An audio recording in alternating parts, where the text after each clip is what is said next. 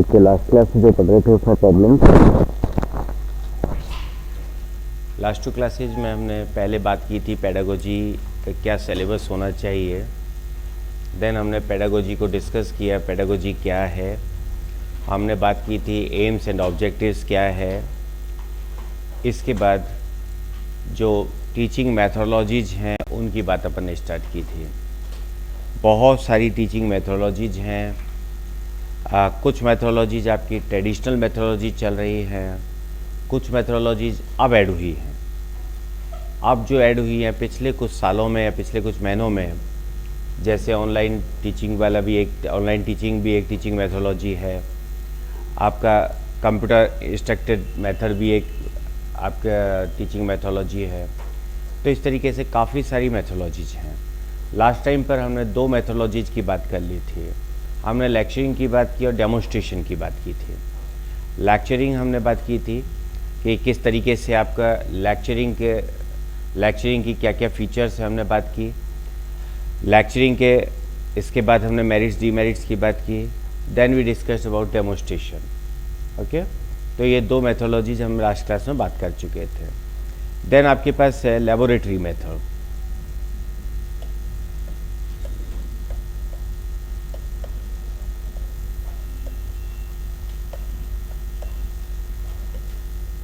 प्रयोगशाला, laboratory method, प्रयोगशाला। 2 categories के अंदर आप लेबोरेटरी मेथड्स को आप डिवाइड करते हैं। लैब या रिसर्च मेथड को आप 2 कैटेगरीज के अंदर डिवाइड करते हैं, एक्सपेरिमेंटल एंड ऑब्जर्वेशन।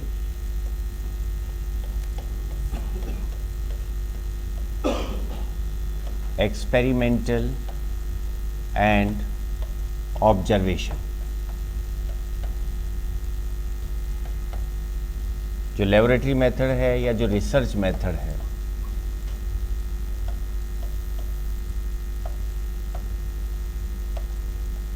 दो तरह से हम इसको डिवाइड कर सकते हैं, एक्सपेरिमेंटल मेथड और ऑब्जर्वेशन मेथड। एक्सपेरिमेंटल का मतलब क्या हुआ? बाय डूइंग, कि आप कोई काम कर रहे हैं, करके आप उसको सीखने का प्रयास कर रहे हैं, बाय डूइंग।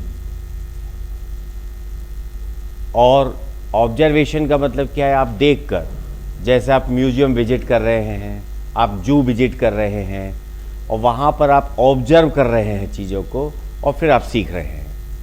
ठीक है, तो ऑब्जर्वेशन से हमारा मतलब है बाय विजिटिंग और by observing the things, right. तो जो रिसर्च मेथड है या जो आपका लेबोरेटरी मेथड है, हमने 2 कैटेगरीज में हमने कहा है 2 तरह से आप इसको विभक्त कर सकते हैं। सबसे पहला आपके पास हो सकता है एक्सपेरिमेंटल मेथड और दूसरा आपका हो सकता है ऑब्जर्वेशन मेथड। एक से हमारा मतलब क्या है? सीधा सा हमारा मतलब है बाय डूइंग, कि हम खुद करके सीख रहे हैं, हम खुद काम कर रहे हैं और उससे हम सीख रहे हैं। दूसरा जो आपका है ऑब्जर्वेशन मेथड, कि हम जैसे हमने जू विजिट किया, वहाँ से हमने लर्न किया, हम म्यूजियम गए, म्यूजियम से हमने लर्न किया। तो अलग अलग जगह पर जो चीज़ें हम देख रहे हैं, जो ऑब्जर्व कर रहे हैं, जिसका विश्लेषण हम कर रहे हैं, उससे हम सीख रहे हैं। ठीक है, जैसे हर मेथड की मेरिट्स डीमेरिट्स की बात कर रहे थे, यहाँ पर भी अगर हम एडवांटेज या मेरिट्स की बात करें, सबसे पहला जो मेरिट्स आपके लेबोरेटरी या रिसर्च मेथड की है, सबसे पहले आप लिख सकते हैं it is learn by doing. Learn by doing, कार्य करके सीखने का तरीका है। Learn by doing,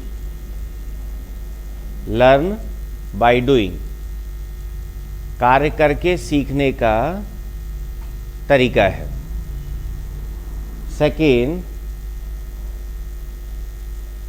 power of observation and reasoning. Power of observation and reasoning. Reasoning.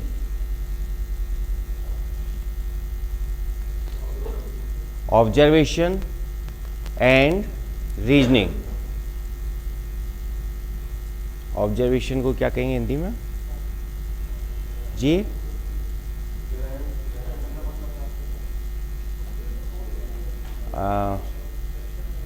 Observe करने एवं तर्क शक्ति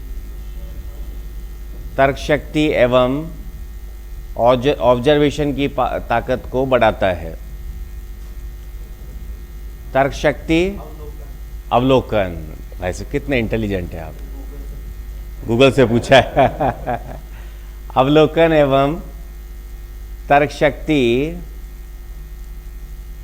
से सीखने की ताकत को बढ़ाता है।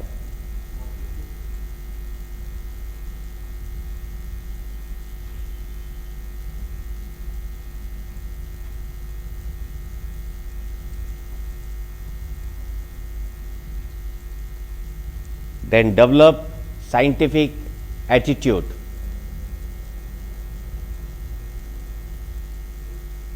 Develop scientific attitude.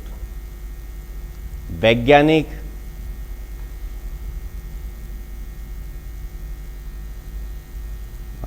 Again attitude को बढ़ावा देता है। दृष्टिकोण,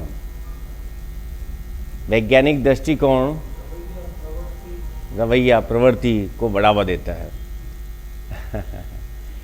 कुछ जगह पर अपनी हिंदी ज़्यादा क्लिष्ट हो जाती है ना। इंग्लिश तो हर जगह क्लिष्ट है ही, कुछ जगह पर हिंदी भी क्लिष्ट हो जाती है। Next,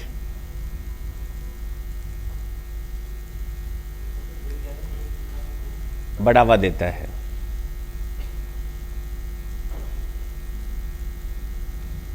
Give an understanding of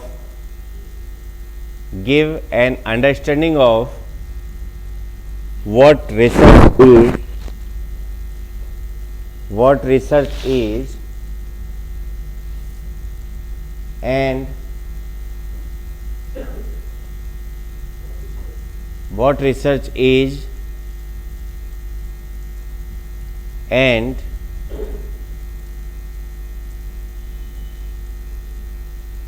how to apply the scientific methods of research. Scientific methods of research.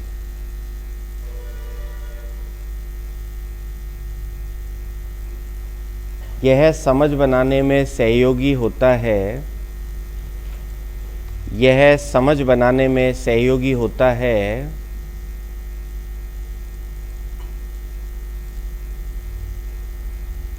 कि रिसर्च क्या है एवं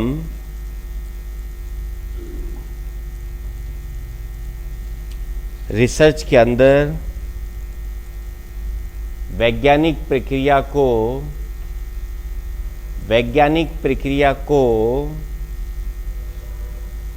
किस प्रकार से काम में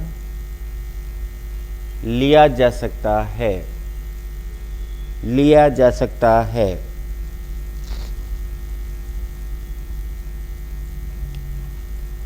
इसकी अगर डीमेरिट्स की बात करें, डिसएडवांटेजेस की बात करें, सबसे पहला, this is uneconomical way of learning. Uneconomical way of learning.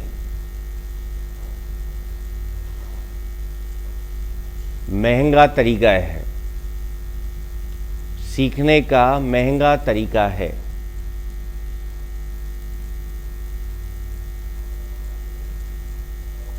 अपने मंत्री लोग नहीं जाते हैं, कभी लंदन की सड़कें देखने जा रहे हैं वहाँ जैसी सड़कें बनाएंगे, है ना, कभी पेरिस के गार्डन देखने जा रहे हैं कि पेरिस जैसे गार्डन बनाएंगे।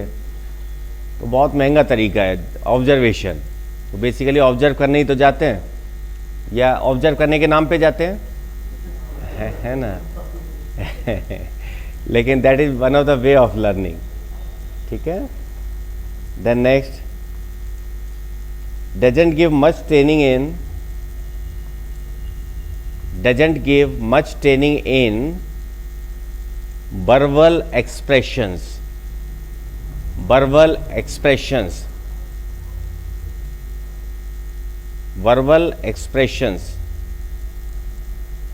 शाब्दिक रूप से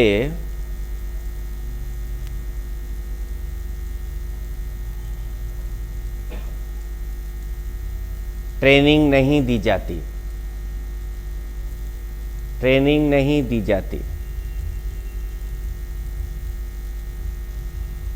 ठीक है, ये आपका लेबोरेटरी मेथड। इसके बाद आपका आता है प्रोजेक्ट मेथड।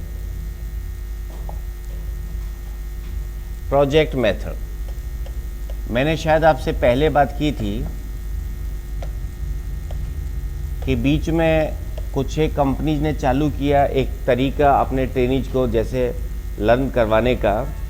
जैसे आप लोगों ने अपने कैंपस से आप सेलेक्ट हो गए किसी भी आईटी कंपनी के अंदर, सपोज विप्रो के अंदर गए, तो विप्रो आपको वहाँ पर ट्रेन करता है कुछ महीनों की, 3 महीने 6 महीने, जो भी उनका शेड्यूल होता है उस हिसाब से आपको ट्रेनिंग देता है।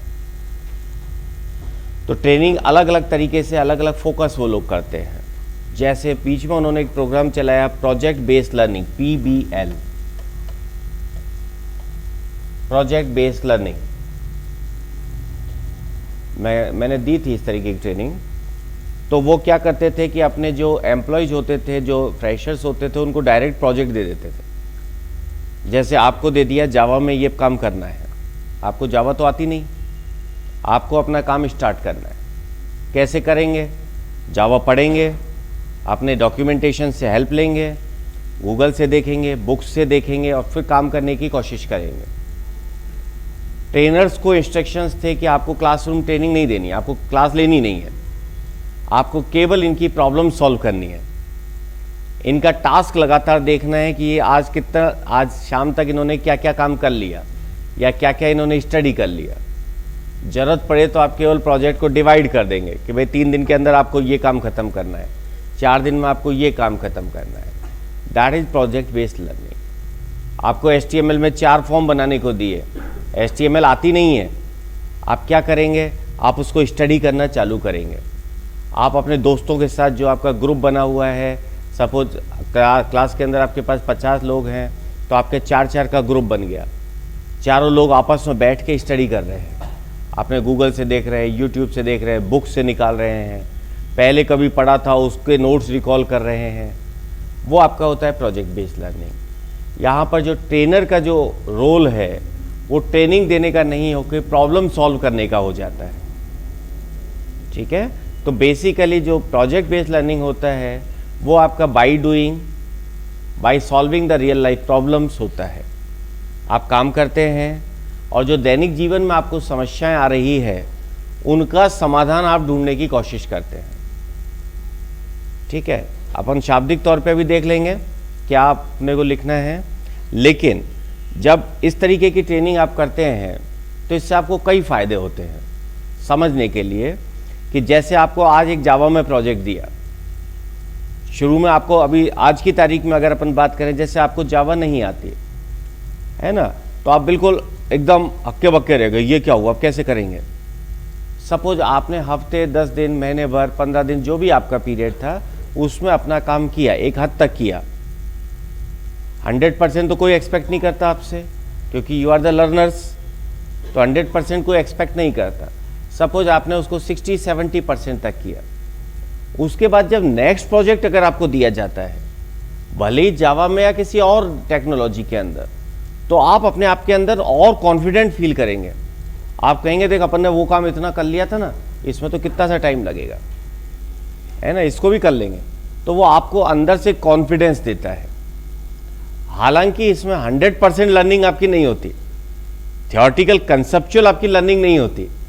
आप केवल उस प्रोजेक्ट के बेसिस पर काम करते हैं, केवल उस प्रोजेक्ट पे जो जो चीज़ चाहिए उसके काम करते हैं। आप में से जिन लोगों ने पहले डेवलपमेंट में काम किया है या आपके दोस्त जो काम करते हैं, आप अगर उनको देखेंगे तो बेसिकली सपोज कोई जावा टेक्नोलॉजी में काम कर रहा है तो जावा के अंदर जो जो प्रॉब्लम्स उनको आती जा रही है वो उसमें काम करते जा रहे हैं, बाकी जावा का उनको अता पता नहीं है, क्योंकि वो एक पर्टिकुलर थीम पर काम कर रहे हैं।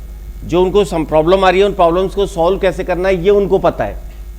इस प्रॉब्लम को सॉल्व करने के लिए हमें अपने कलीग्स की हेल्प लेनी है, या हमें गूगल की हेल्प लेनी है, या हमें क्योरा पे जाना है, या हमें ऑरेकल की साइट पे प्रॉब्लम सॉल्विंग देखना है, या हमें किसी फोरम में देखना है, या यूट्यूब पे देखना है, ये उनको पता है कि how to solve this problem. ठीक है ना, तो उनकी जो इन डेप्थ लर्निंग होती है वो नहीं हो पाती है, लेकिन प्रॉब्लम सॉल्विंग स्किल्स उनकी बहुत बढ़ जाती है। ठीक है, ये बेसिक जो अगर आप देखें प्रोजेक्ट बेस्ड लर्निंग क्या होता है उसका मतलब आपको मतलब समझ में आना चाहिए। प्रोजेक्ट बेस्ड लर्निंग जैसे दूसरा अगर अपन बात करें, जैसे मैंने MSW किया था, मास्टर इन सोशल वर्क, तो उसके अंदर जैसे मुझे कोई प्रोजेक्ट या तो मैं लूँगा या मुझे कंपनी देगी। तो जैसे मुझे एक दिया कि भाई मुझे रूरल में फीमेल की समस्याओं के ऊपर काम करना है, तो मैंने प्रोजेक्ट चूज कर लिया। अब उस प्रोजेक्ट के ऊपर मुझे खुद को काम करना है, ये मुझे अंदर से खुद को डेवलप करना पड़ेगा, मुझे खुद को स्टडी करनी पड़ेगी। जो कलीग्स हैं या जो मेरे ट्रेनर हैं वो बहुत ज़्यादा डिटेल में मुझे कुछ बताने वाले नहीं हैं। वो ज़्यादा से ज़्यादा ये बताएंगे कि भाई आप फला गांव में चले जाओ, आप गांव में जाके ये काम कीजिए। तो प्रोजेक्ट बेस्ड लर्निंग का मतलब होता है कि आपको एक समस्या दी गई या आपने एक समस्या को चूज किया। दोनों चीज़ें हो सकती है, या तो आपने किसी समस्या को चूज किया या आपको एक समस्या दी गई और उस समस्या के समाधान के लिए आप लगातार काम कर रहे हैं। जैसे भी स्टडी आप कर पा रहे हैं, उस स्टडी में आपको खुद को स्टडी करनी है, खुद को उसको मैच्योर करना है प्रॉब्लम को। आपको एक छोटी सी समस्या दी, फीमेल्स की समस्या, उसमें क्या क्या प्रॉब्लम्स आपको देखना है वो आपको मैच्योर करना पड़ेगा कि भाई इसमें क्या क्या चीज़ हो सकती है। उनके फैमिली इश्यूज की बात कर रहे हैं या उनके हेल्थ इश्यूज की बात कर रहे हैं, अलग अलग मैटर्स आपके हो सकते हैं। तो प्रॉब्लम को आपको खुद को मैच्योर करना पड़ेगा। Again there are two ways, या तो आपको कंपनी मैच्योर करके दे, पूरा डॉक्यूमेंटेशन बना के दे, way this is the problem for which we have to go, या आप खुद उसे मैच्योर करें। आप खुद उसको जैसे जैसे स्टडी करेंगे तो आपको लगेगा कि भाई इतने सारे इश्यूज हैं, अपन इन पे काम नहीं कर पाएंगे, चलिए अपन ये छोटा सा एक सेगमेंट लेते हैं, अपन इसी पे स्टडी चालू करते हैं। ठीक है ना, तो ये आपकी प्रोजेक्ट बेस्ड लर्निंग होती है, राइट। चलिए अब लिख लेते हैं।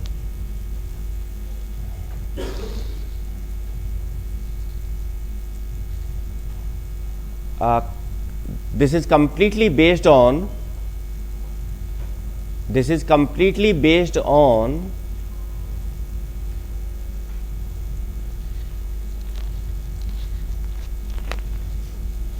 learning by doing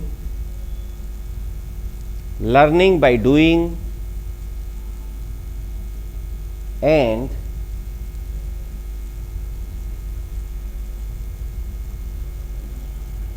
learning by living with the project,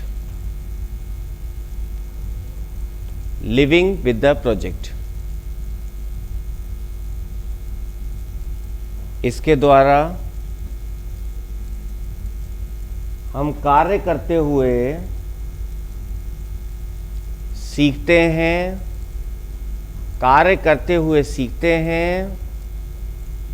तथा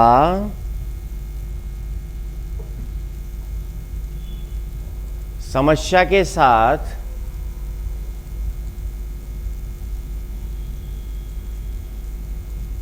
रहने का प्रयास करते हुए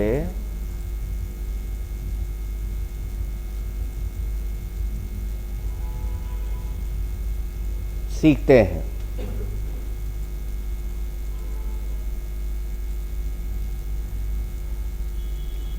Content of content of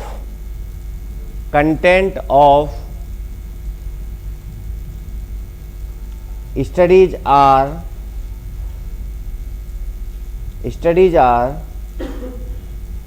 considered from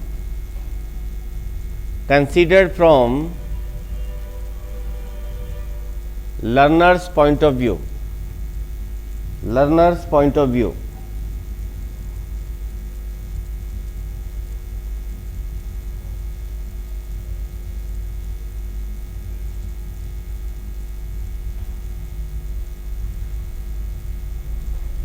अध्ययन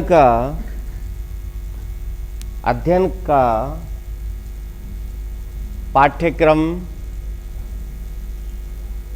पाठ्यक्रम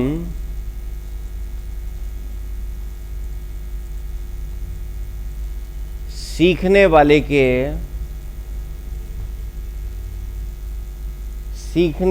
के दृष्टिकोण के अनुसार बनता है।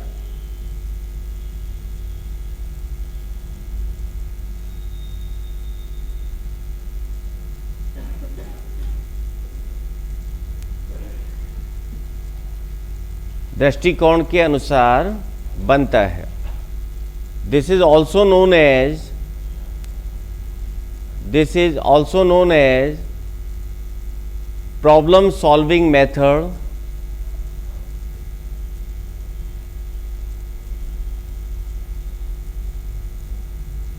सॉल्विंग मेथड, इसे समस्या समाधान विधि भी कहते हैं। समस्या समाधान विधि भी कहते हैं।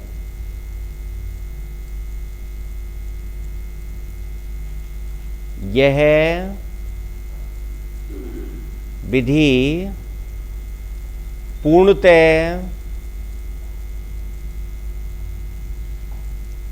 सीखने वाले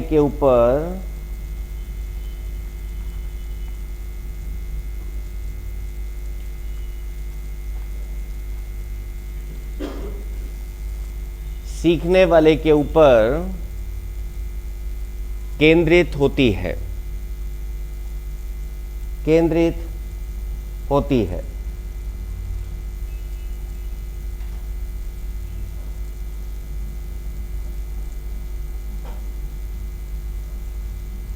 ठीक है, this is completely learner centric approach. दो तरीके से प्रोजेक्ट हो सकते हैं। इंडिविजुअल प्रोजेक्ट हो सकते हैं या सोशल प्रोजेक्ट हो सकते हैं। इंडिविजुअल प्रोजेक्ट हो सकते हैं या सोशल प्रोजेक्ट हो सकते हैं।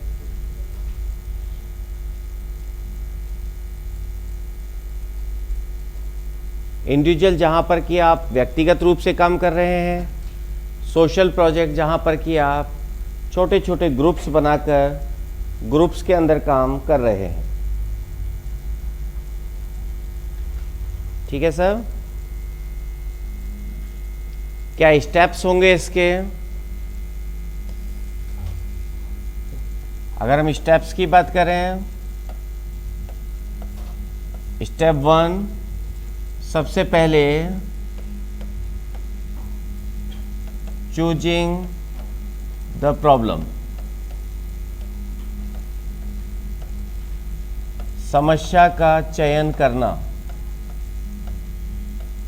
क्या प्रोजेक्ट आप बनाना चाह रहे हैं उसका चयन करेंगे कि नहीं? सबसे पहले समस्या का चयन करना।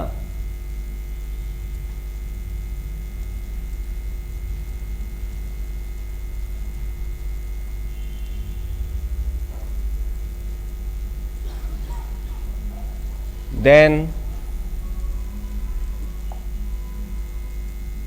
दूसरा प्लानिंग,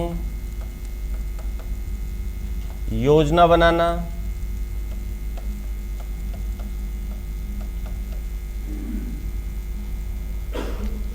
तीसरा, एग्जीक्यूटिंग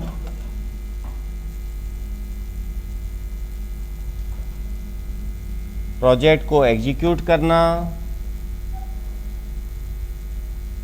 प्रोजेक्ट को एग्जीक्यूट करना,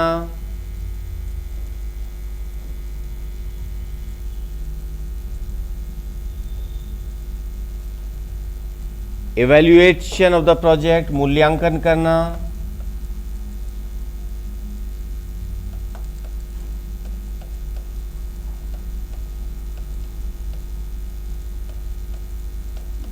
मूल्यांकन करना, और लास्ट होता है रिकॉर्डिंग।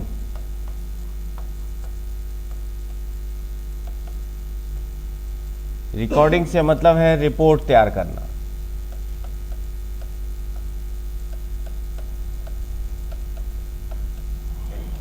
रिपोर्ट तैयार करना।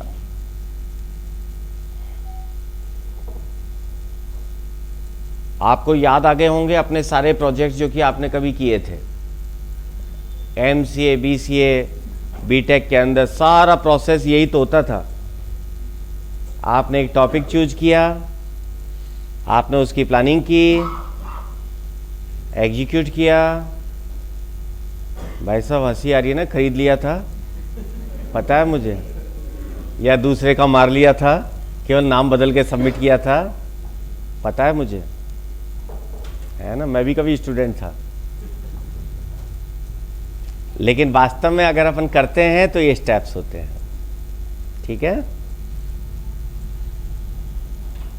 मैं भी तो स्टूडेंट था भैया कभी, मुझे पता है।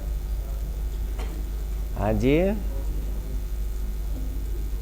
हाँ सास भी कभी बहू थी।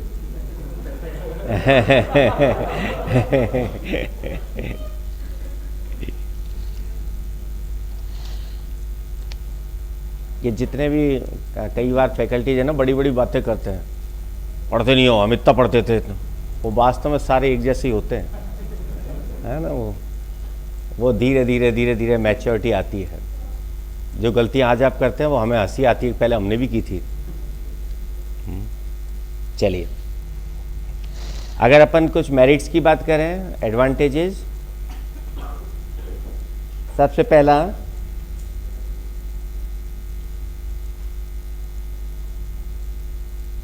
based on three learning principles, learning के 3 सिद्धांतों पर आधारित है। based on 3 learning principles,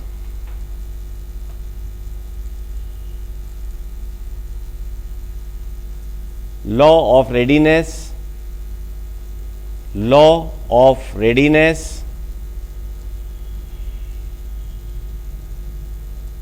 law of exercise, law of exercise,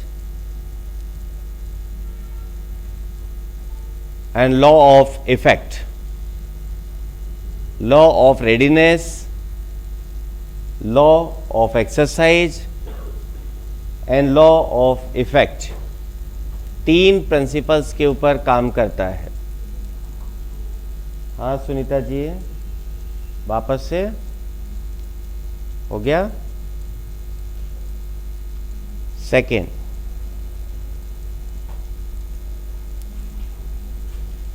develops self confidence,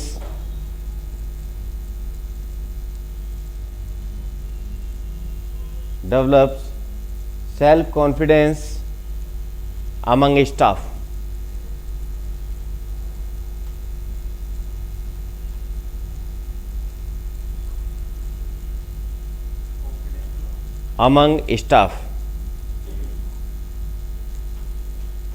staff के मध्य सेल्फ कॉन्फिडेंस,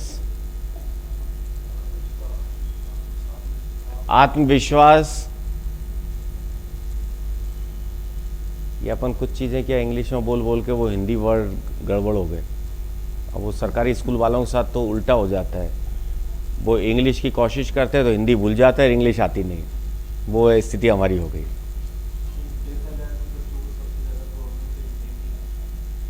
वास्तविकता है, सबसे ज़्यादा प्रॉब्लम हिंदी में ही होती है। ये मतलब ये इंग्लिश मीडियम वाले बच्चों के लिए नहीं, ये हिंदी वालों के लिए भी है। जो हिंदी मीडियम वाले बच्चों के लिए भी अगर हिंदी में वास्तव में किताब दे दी जाए तो वो नहीं पढ़ सकते। इंग्लिश मीडियम वाले तो नहीं पढ़ सकते, उसमें तो कोई शक ही नहीं है ना। वो आए दिन मैं तो झेलता हूँ ना, कभी कोई कहता हूँ 45, बेटी पूछती है पापा ये कितने होते हैं, 68, ये कितने होते हैं। तो ये इंग्लिश मीडियम वालों के साथ तो दिक्कत है ही, और हिंदी मीडियम वालों के साथ भी दिक्कत है कि अगर वास्तव में हिंदी की किताब उनको दे दी जाती है तो बहुत कम वर्ड्स हैं जो उनके समझ में आते हैं, वास्तव में अगर हिंदी है तो। मैंने बीच में हिंदी साहित्य की कुछ किताबें पढ़ी थी, मुंशी प्रेमचंद की, अभी भी मेरी टेबल पे एक आध रखी रहती है, वो मेरी धर्मपत्नी पढ़ती रहती है, वो हिंदी लिटरेचर से है तो मैं भी पढ़ लेता हूँ कभी कभी। तो बहुत सारे वर्ड्स तो जैसे अपन इंग्लिश में छोड़ के आगे नहीं बढ़ते, ऐसे छोड़ के बढ़ना पड़ता है ना, तब पता चलता है कि नहीं अपन कहीं के नहीं है, ना हिंदी के ना इंग्लिश के। चलिए,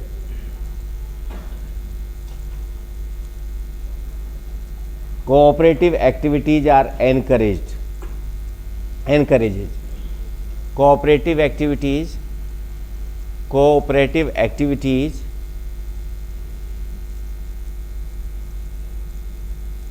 are encouraged.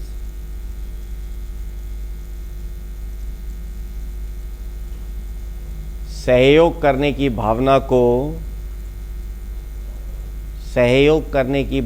को प्रोत्साहन मिलता है।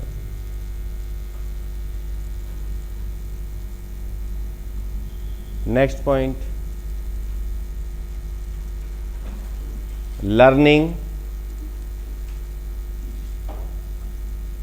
Open mindness and thinking power are developed.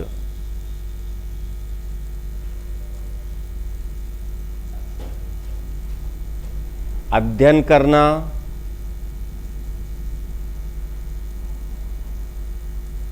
खुले दिमाग से सोचना,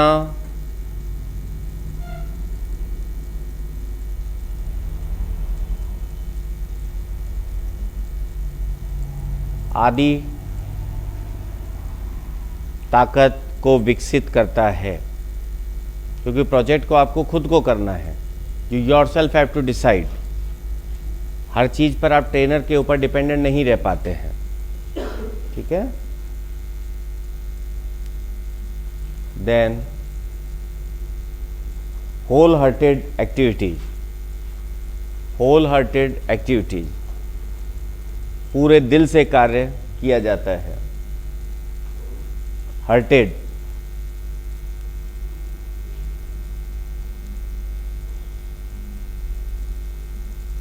एक्टिविटीज, पूरे दिल से कार्य किया जाता है, आधे अधूरे मन से आप नहीं कर सकते,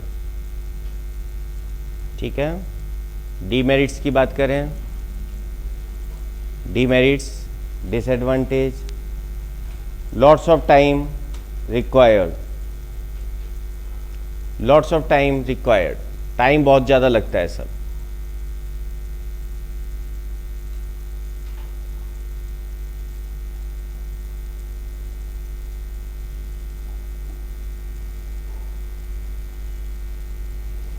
teacher must be expert,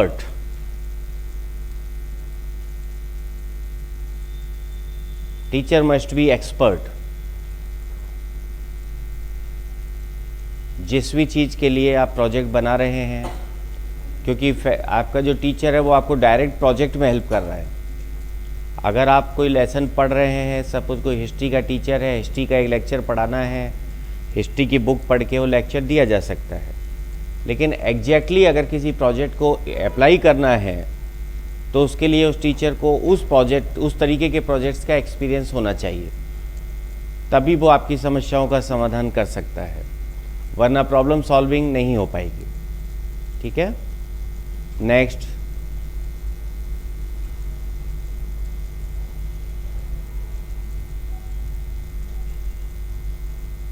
well equipped library and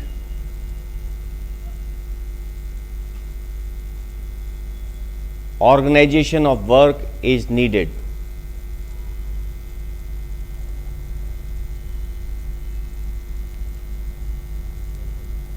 सुसज्जित लाइब्रेरी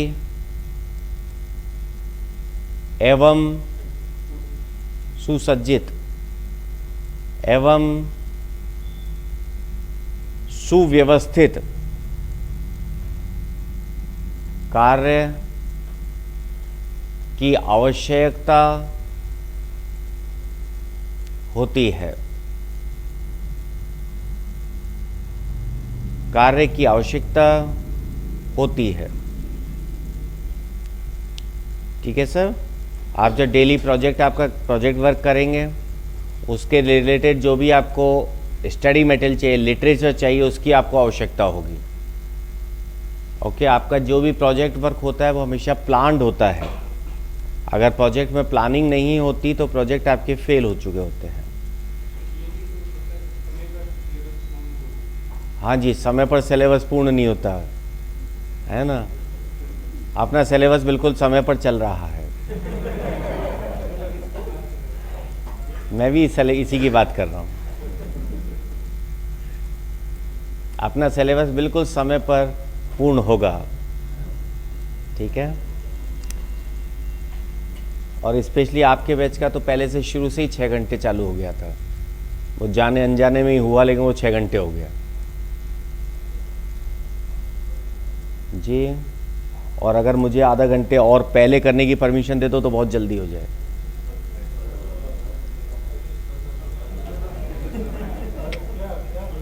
नहीं कर सकते होपफुली। कोर्स पूरा करवाना दिक्कत नहीं है, कोर्स अच्छी तरह पूरा करवाना दिक्कत है। करवाने को तो आप करवा सकते हो ना, करवाने को तो इतनी सारी लिखा क्यों रहे। अपन ने प्रोजेक्ट मेथड थोड़ा समझाया, बात खत्म, अगला मेथड ये खत्म। लेकिन इसमें आपको पूरी तरह से समझना इसलिए है क्योंकि जी इसमें क्योंकि इनमें जो क्वेश्चंस बनते हैं वो आपकी समझ से बनेंगे। एज इट इज़ क्वेश्चन आने वाला नहीं है कुछ भी। ये समझ के आप कितना समझ रहे हैं ना उस टॉपिक को, उससे आपका क्वेश्चन निकल के आता है। देन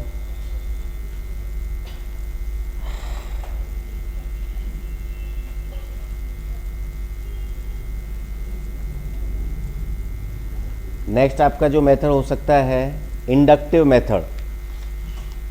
इंडक्टिव मेथड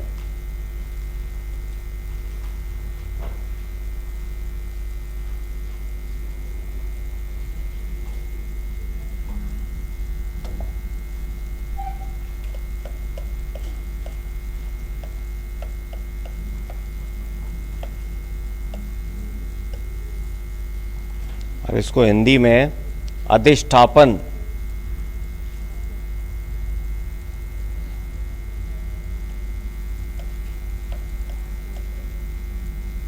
अधिष्ठापन यादाशय है ना। अधिष्ठापन जी विवेचनात्मक।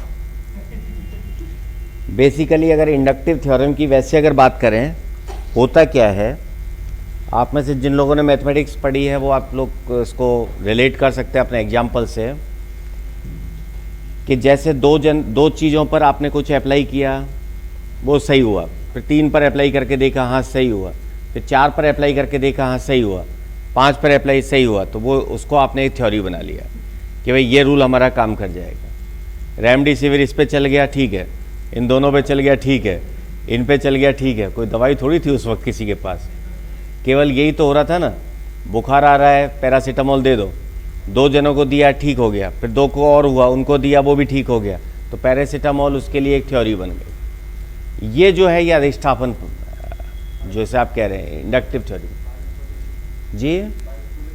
पायलट प्रोजेक्ट आप बोल सकते हैं, लेकिन पायलट प्रोजेक्ट तो आप एक स्पेसिफिक एरिया पर अप्लाई करते हैं। पायलट प्रोजेक्ट तो आप स्पेसिफिक एरिया पर अप्लाई करते हैं। यहाँ पर है कि जैसे जैसे आप काम करते जा रहे हैं वैसे वैसे वो थ्योरी बनती जा रही है, और वो थ्योरी आपकी बन के फिर आपके लिए कंप्लीट मटेरियल तैयार हुआ है।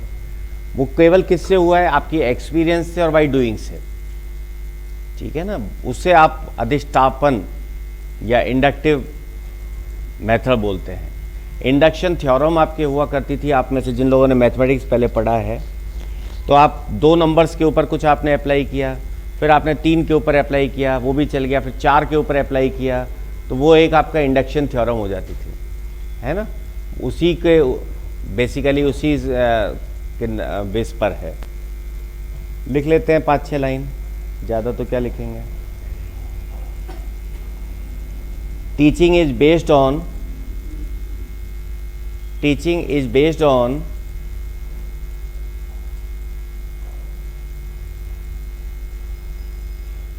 the claim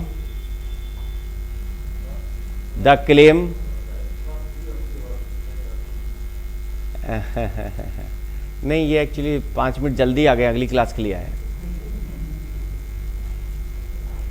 मुझे इस क्लास में एक्सपीरियंस है।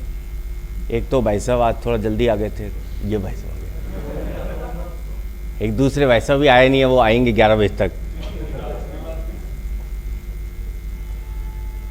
इस क्लास में आदत है। Okay, training is based on the claim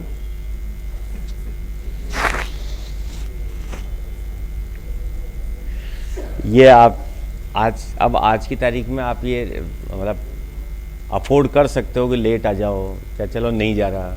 हम लोग तो अफोर्ड भी नहीं कर सकते। आज सुबह से ऐसा लग रहा था बहुत तबीयत ख़राब है, नहीं पहुंचना तो था ही, अंदर बैठा ही नहीं गया, फिर बाहर धूप में जा खड़ा हो गया, तो क्लास के टाइम चलेंगे। You people can afford and you people should enjoy this.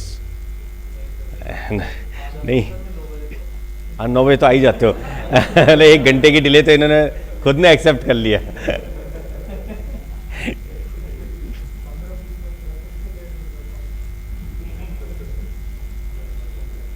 मेरे पर गलती हो गई, आपकी मम्मी का नंबर नहीं लिया था मैंने, वरना आप कभी 9 बजे नहीं आते, आप 7:45 ही पहुंच जाते।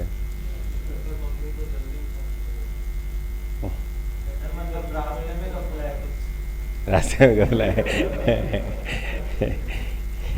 चलिए, teaching is based on the claim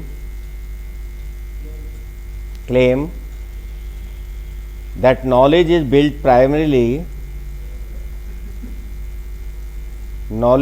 built primarily from a learner's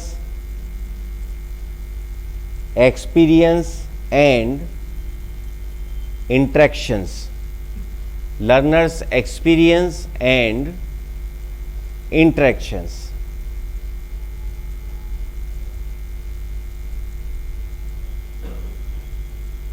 यहाँ पर अध्यापन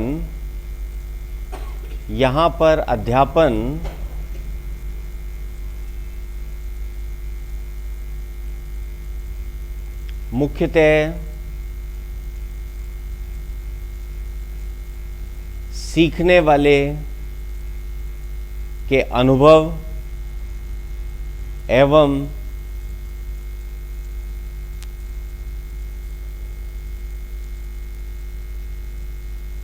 इंटरेक्शन अगेन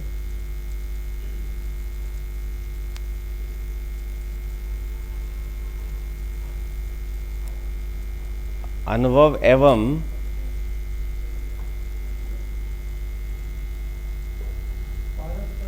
पारस्परिक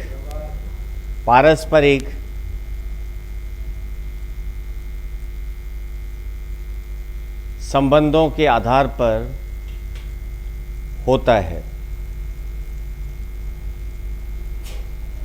जो बार बार जो आप सीख रहे हैं उनके बीच में पारस्परिक संबंध, आज जो आपने सीखा, कल जो आपने किया, उससे जो आपने सीखा, उनके बीच में जो इंटरेक्शन है उससे आप सीख रहे हैं। ठीक है, next point,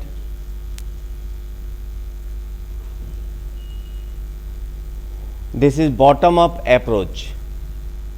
bottom up approach.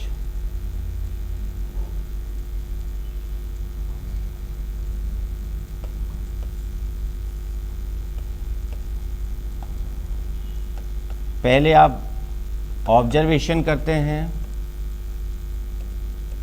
फिर आपका पैटर्न बनता है,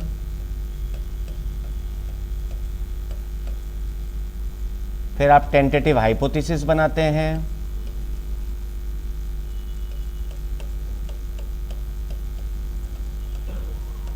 और उसके बाद में आपकी थ्योरी बन जाती है।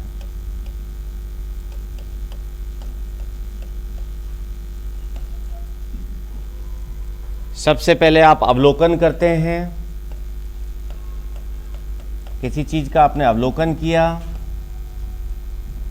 उसके बाद आपने पैटर्न बनाया, एक जैसे मामलों में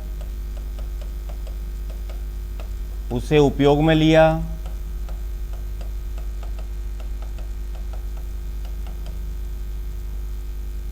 फिर आपने इनके लिए कुछ केस स्टडी बनाई,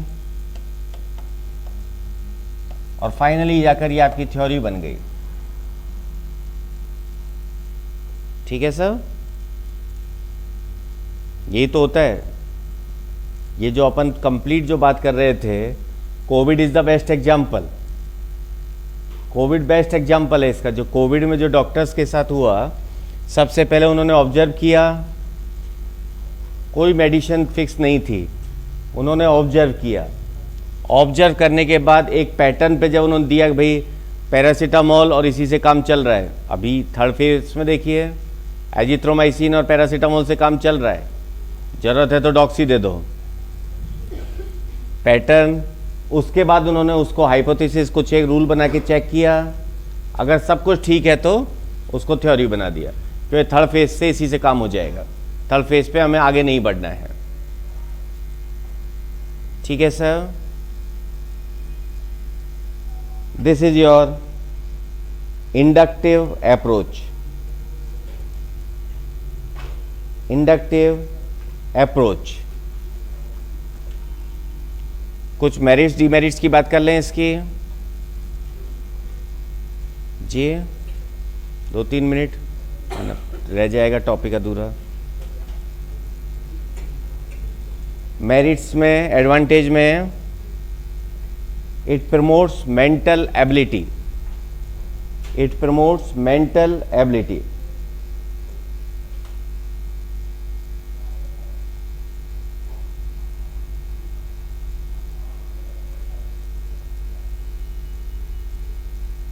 मानसिक कार्य क्षमता को बढ़ावा देता है।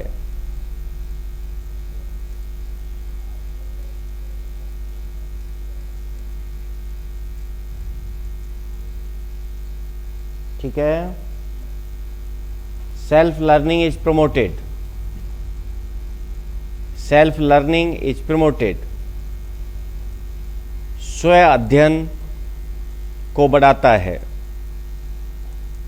Self learning is promoted. स्व अध्ययन को बढ़ाता है।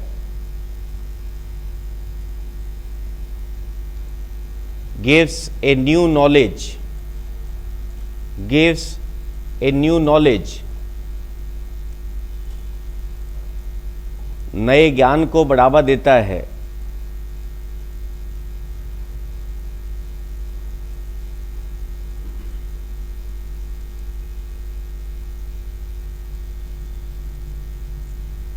Next, method of discovery.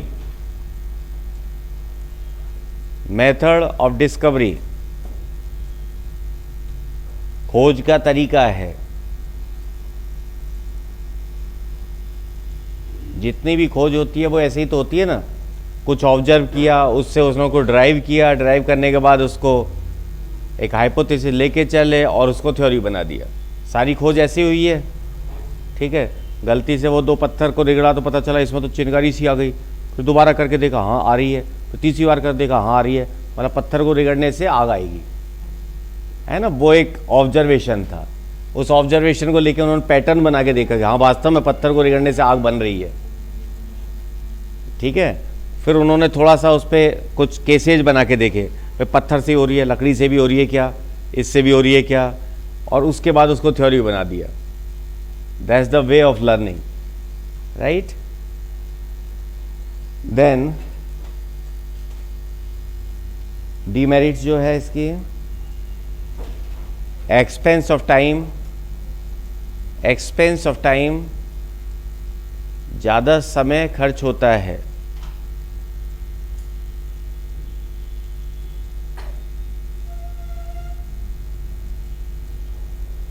Second,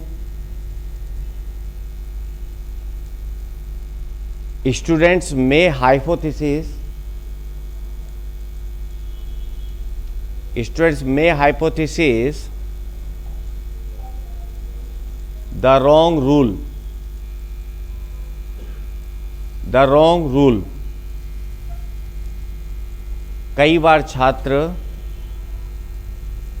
गलत नियमों का प्रतिपादन कर लेते हैं, गलत नियमों का प्रतिपादन कर लेते हैं।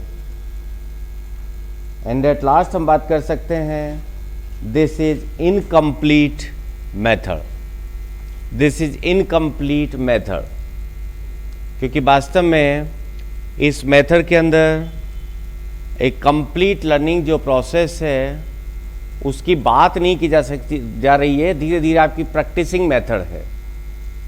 This is basically learn by practice.